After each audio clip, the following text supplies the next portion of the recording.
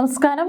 മുഖ്യമന്ത്രി പിണറായി വിജയന്റെ സ്വന്തം ധർമ്മടം ആദ്യ നിമിഷങ്ങളിൽ കുറച്ച് ടെൻഷനിൽ നിർത്തിയെങ്കിലും പിന്നീട് അവിടെ CPM-ന്റെ ജനനായകൻ മുഖ്യമന്ത്രി പിണറായി വിജയൻ തന്നെയാണ്.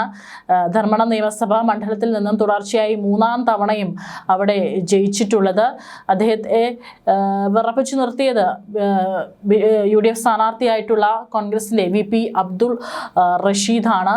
19,247 വോട്ടുകൾക്കാണ് കേരളത്തിന്റെ ജനനായകൻ അവിടെ ജയിച്ചിരിക്കുന്നത് എന്നതുകൂടി ഓർക്കണം. പിണറായി വിജയൻ ഇത്തവണ 2026 തെരഞ്ഞെടുപ്പിൽ അവിടെ ലഭിച്ചിരിക്കുന്നത് 85,615 വോട്ടുകളാണ്.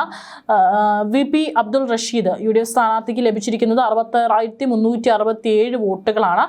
BJP-യുടെ K രഞ്ജിത്തിന് ലഭിച്ചിരിക്കുന്നത് 18,555 വോട്ടുകളാണ് ലഭിച്ചിരിക്കുന്നത്.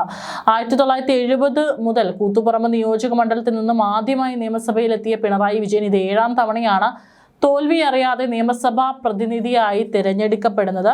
2021 അദ്ദേഹം 95,522 വോട്ടുകൾക്കാണ് ജയിച്ചത്. അന്ന് UDF സ്ഥാനാർത്ഥി C രഘുനാഥനായിരുന്നു. അദ്ദേഹം 45,399 വോട്ടുകളും BJP സ്ഥാനാർത്ഥി CK പത്മനാഭൻ 14,623 വോട്ടുകൾക്കാണ് അവിടെ ലഭിച്ചത്.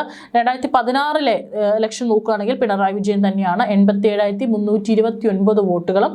അന്ന് UDF സ്ഥാനാർത്ഥി മമ്പരം ദിവാകരൻ 50,424 വോട്ടുകളും BJP സ്ഥാനാർത്ഥി മോഹനൻ മാനേന്തേരി 12,763 വോട്ടുകളുമാണ് നേടിയിരിക്കുന്നത്.